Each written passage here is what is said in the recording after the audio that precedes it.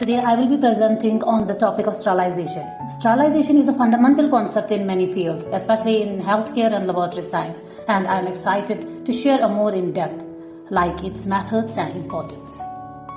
Before I will speak about the methods of the sterilization, it is crucial to understand the difference between three key terms. First, we have disinfection. This is a process that destroys or removes most microorganisms from a surface, but it's important to note that it's not effective against bacterial spores.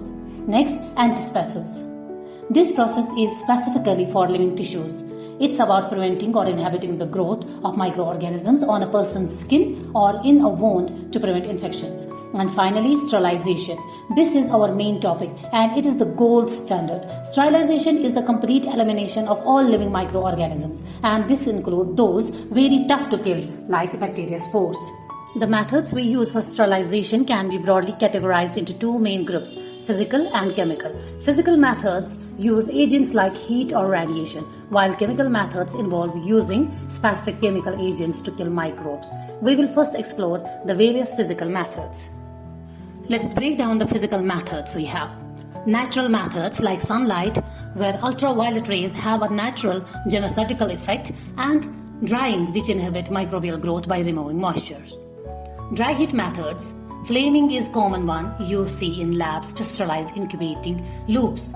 Incineration is for the complete destruction of contaminated materials, and hot air ovens are used for sterilizing glassware and other heat-resistant items.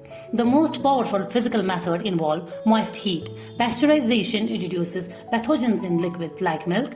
Boiling can kill most vegetative bacteria but is not reliable for spores. The most effective method is steam under pressure, which is done in an autoclave. The high temperature and pressure kill all forms of microbial life, including spores, which is what makes it so critical in medical settings. Filtration is another physical method, and it's especially useful for sterilizing heat-sensitive liquids. Instead of killing microbes, it physically removes them. Older methods include porous ceramic candles and asbestos pads, but the modern standard is the use of membrane filters. These have precisely sized pores, often as small as 0.22 micrometers, to effectively filter out bacteria and even some viruses from the liquid passing through. Moving on, we have radiation. This method uses electromagnetic waves to damage the DNA of microbes, making it a very effective sterilization method for medical supplies and food products.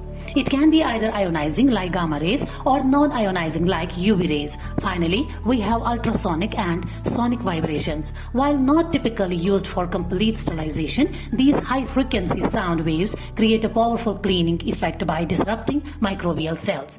They are very useful for cleaning intricate instruments before sterilization. We will discuss chemical methods in next video. Thanks for watching.